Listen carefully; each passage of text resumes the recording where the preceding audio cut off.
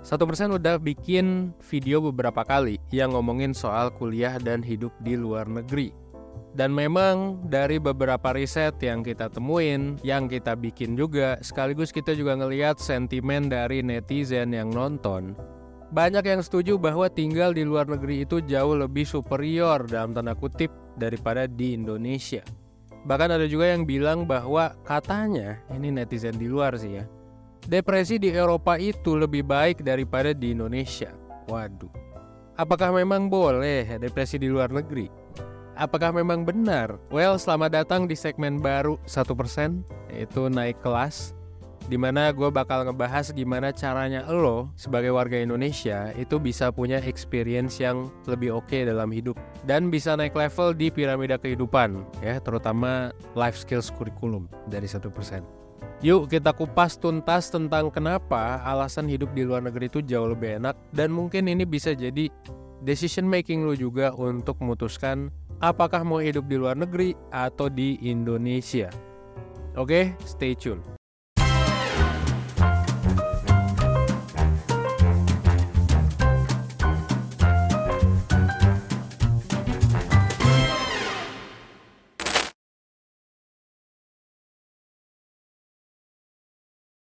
Salah satu poin yang ditekenin oleh netizen ketika ada yang bilang bahwa depresi itu lebih baik di luar negeri adalah yang paling simpel. Seenggaknya kalau di luar negeri kita bisa menikmati pemandangan baru yang indah daripada di Indonesia. Tapi menurut gue itu nggak penting-penting banget sih ya.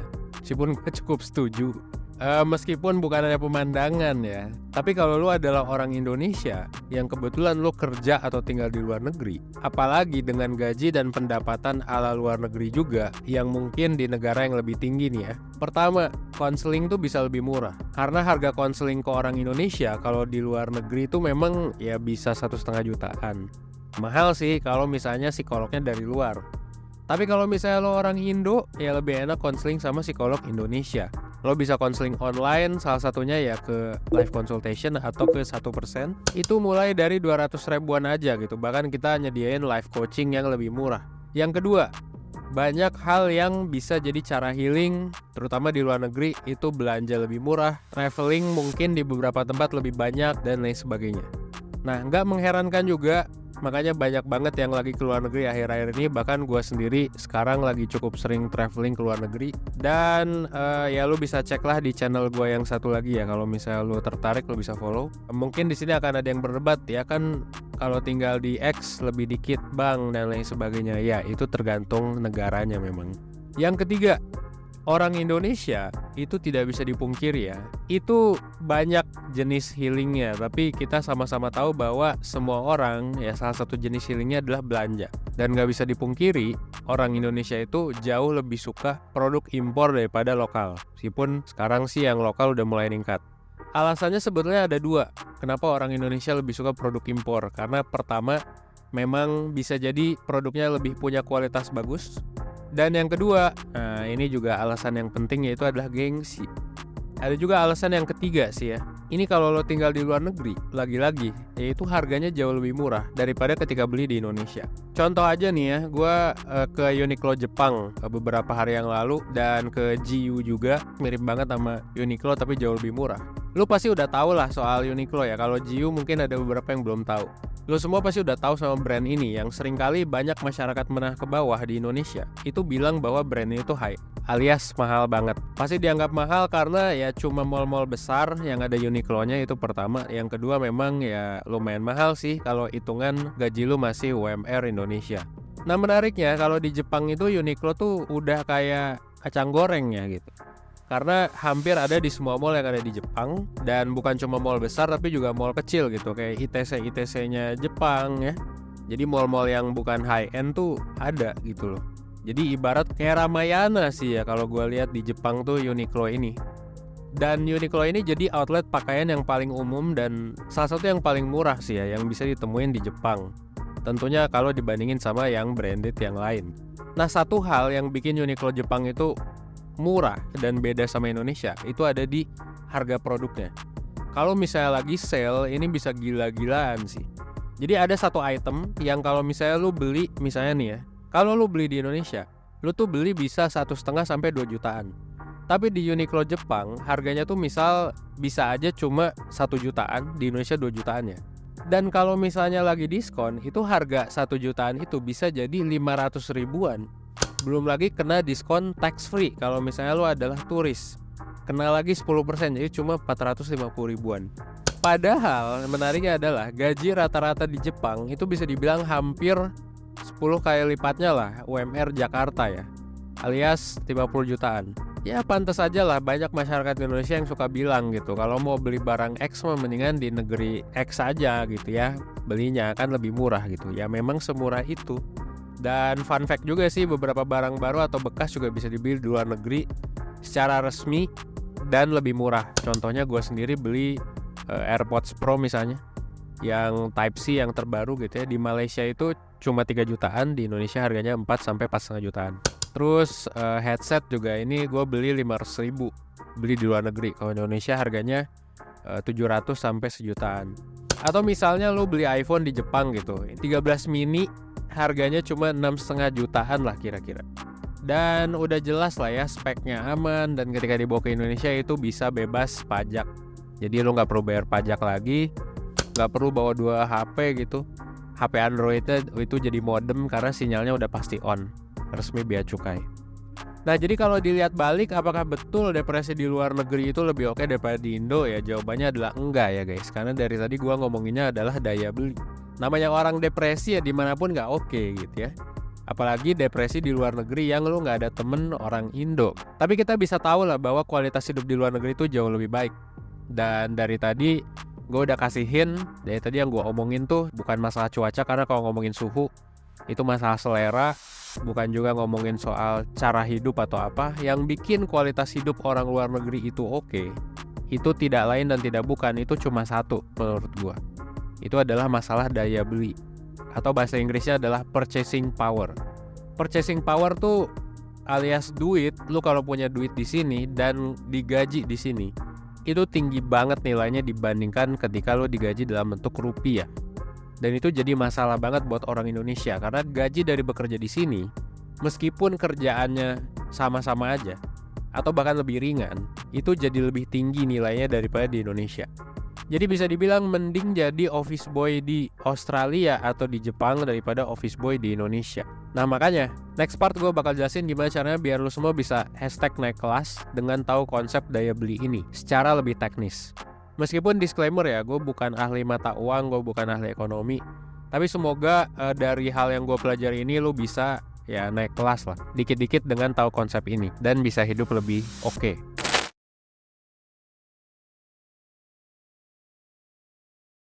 Kalau ngomongin soal daya beli, kita ngomongin soal purchasing power parity.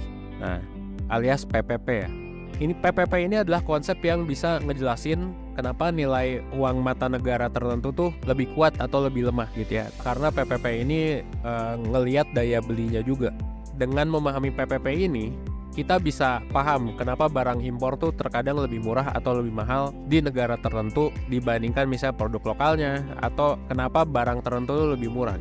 Ini juga biar kita bisa paham ya posisi ekonomi Indonesia di kancah global, yang mana sebenarnya kita kan sekarang masih bisa dibilang sebagai negara berkembang atau negara ya menengah ke bawah lah, alias kasarnya ya kita masih lebih miskin gitu dari berbagai negara lain. Nah jadi PPP ini adalah teori ekonomi yang mengukur nilai mata uang berdasarkan daya beli. Misalnya dengan uang 10.000 di Indonesia, lu bisa beli apa aja nih? Nah bandingin nilai itu dengan nilai yang sama di negara lain. PPP ini bisa ngebantu kita ngerti nilai uang ini di pasar global kayak gimana. Gampangnya gini sih, kalau misalnya lo beli sebungkus nasi goreng di Jakarta dengan harga 15.000 sampai dengan 50.000 ya, ini di New York mungkin segelas kopi aja nggak dapet. Artinya apa? Ini menandakan bahwa daya beli rupiah kita itu lebih rendah dibandingkan dolar Amerika. Nah konsep PPP ini sebenarnya udah dihitung sejak abad ke-16. Ekonom tuh biasanya pakai ini buat ngelihat standar hidup antar negara, yang mana kita bisa lihat standar hidupnya ya jauh lebih tinggi di luar biasanya. Nah PPP ini menariknya adalah ketika lu udah ngerti bahwa ada alat ukur PPP ini sebenarnya bisa jadi alat penting dalam analisis ekonomi. Terus juga termasuk bahkan dalam investasi atau trading. Nah, ini nanti gue jelasin di akhir yang investasi. PPP ini juga adalah salah satu alasan yang bikin World Bank itu mau ningkatin standar pendapatan rakyat miskin di Indonesia. Ini yang sempat diprotes sama Bu Menteri, karena ya ternyata daya beli orang Indonesia tuh rendah banget. Sampai orang bule aja bingung ya, lah lu bisa hidup dengan duit segitu? Kayak, are you okay? Gitu. That is insane. And people live Yeah, they survive. and they're okay. Oh no. Oh no. Dan yang jadi pertanyaan adalah, terus kita harus ngapain, gitu kan? Gimana dampaknya PPP ini dalam kehidupan sehari-hari? Dan bayangin kalau misal rupiah kita undervalued, itu kan artinya produk ekspor kita lebih murah di pasar internasional. Ya memang ada bagusnya, tapi di sisi lain impor juga jadi lebih mahal. Dan itu bisa berdampak banget ke kondisi ekonomi. Di bagian berikutnya gue akan coba kupas sedikit gimana caranya manfaatin ngitung PPP ini untuk investment portfolio atau trading yang lagi lo lakuin.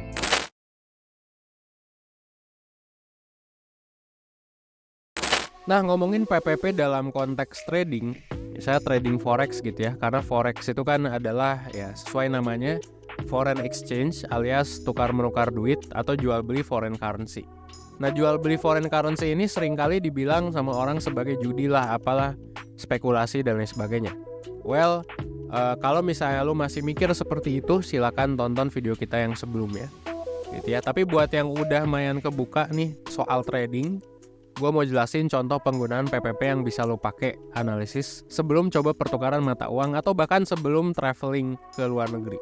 Jadi gini, kalau nilai tukar mata uang jauh dari nilai hitung PPP-nya, itu bisa jadi sinyal bahwa mata uang tersebut tuh bisa jadi undervalued atau overvalued. Teorinya sebetulnya simple ya, logikanya simple. Pertama-tama ingat, PPP itu membandingkan daya beli gitu ya antar dua mata uang. Dalam trading forex, ini sebenarnya jadi analisis yang ampuh. Misalnya lu lihat ada perbedaan besar nih antara nilai tukar saat ini dengan nilai tukar PPP. Nah, ini bisa jadi peluang. Contohnya pound sterling sama USD gitu. Kalau menurut PPP, 1 pound sterling seharusnya bisa ditukar dengan jumlah dolar tertentu. Tapi di pasar forex, nyatanya beda. Entah lebih tinggi atau lebih rendah. Nah, ini bisa jadi indikasi. Mungkin si pound sterling ini, orang-orang pada nggak tahu nih bahwa beli beras di negaranya itu lagi lebih tinggi atau lebih rendah. Gitu. Beli berbagai macam barang itu lebih tinggi atau lebih rendah. Nah, di sini lu bisa bergerak. Either lu sell atau lu buy. Kalau memang mata uang tersebut undervalued, itu kuat sih sebetulnya. Tapi orang-orang mikir mata uangnya lemah. Lalu bisa buy atau tuker. Sambil pakai analisis lain juga gitu ya. Karena kalau misalnya ngomongin PPP bisa jadi lama naiknya atau lama turunnya. Gitu ya, kayak misalnya nih, salah satu alasan kenapa gua ke Jepang ya selain karena pengen liburan, itu adalah karena yen itu cenderung melemah sekarang. Melemah karena beberapa faktor gitu ya, mulai dari ya bank sentral dan sebagainya gitu. Dan kondisi ekonomi Jepang yang memang cukup stagnan. Jadi ini tuh bisa jadi opportunity. Kalau misalnya lu ngelihat dari purchasing powernya indeksnya udah tahu berapa, lalu udah tahu juga misalnya ada berita lain nih, tambah berita lain ya, misalnya atau analisis lain, the Fed misalnya mau naikin atau nurunin suku bunga, tambah juga data-data ekonomi lain, ya bisa aja langsung sikat gitu ya. Bisa aja udah langsung siap-siap. Itu bahkan bukan hanya forex tapi juga ya, traveling, impor, ekspor dan lain sebagainya. Karena jatuhnya lu bisa jadi jauh lebih hemat. Gitu ya. Contoh aja yang simple beli iPhone. Banyak kan iPhone X Inter, X Japan. Harga iPhone di sini tuh cuma 14 jutaan ya untuk iPhone 15 Pro. Lu bisa beli resmi di sini tuh ya bebas pajak. Nanti bayar pajaknya di Indonesia sekitar 2-3 jutaan kayaknya. Itu masih tetap lebih murah ya beli iPhone di Jepang. Dan ini kayaknya menariknya adalah cuma segelintir orang doang yang tahu berbagai teori yang gue jelasin ini gitu. Dan lagi-lagi tadi banyak trader yang bisa dibilang sukses juga menggunakan PPP sebagai salah satu alat analisis. Dan biasanya yang orang cari adalah misalignment alias ketidaksesuaian nilai tukar itu dari berbagai data. Terus pas ada triggernya nanti langsung tuh ngelong atau nge-short. Nah, kalau misalnya lo tertarik untuk mulai dunia trading, nih buat lo yang udah nonton video-video sebelumnya juga tapi belum register, Valbury bisa jadi pilihan lo ya. Valbury Asia Futures adalah salah satu platform trading yang populer di kalangan investor muda, terutama Gen Z. Kenapa? Karena Valbury itu menawarkan fitur yang sesuai dengan kebutuhan dan gaya hidup para Gen Z. Dengan Valbury, lo bisa mulai trading dengan mudah. Ada akun demo juga gratis ya, tanpa batas waktu. Edukasinya lengkap, ada layanan live chat. Cocok banget buat pemula sih, karena banyak edukasinya juga. Tapi sebelum trading gua saranin lagi-lagi pakai uang dingin ya, terus baca-baca dulu ebook dari Valbury-nya. Jangan sampai lu ngutang, jual rumah dan lain sebagainya demi forex, please. Ya, ini bukan cara kayak instan. Lagi-lagi invest wisely gitu ya. Sejauh ini 1% kita nggak pernah promoin atau apapun soal investasi bodong ya. Alhamdulillah gitu, belum pernah kejebak juga. Gitu ya. Jadi ini please buat yang baru mau mulai dikit-dikit. Yang saran gue, apalagi kalau lu baru belajar. Kebetulan di Valbury ada micro lot. Ini lu bisa trading mulai dari yang kecil, belajar, siapa tahu nanti jadi trader yang handal gitu ya.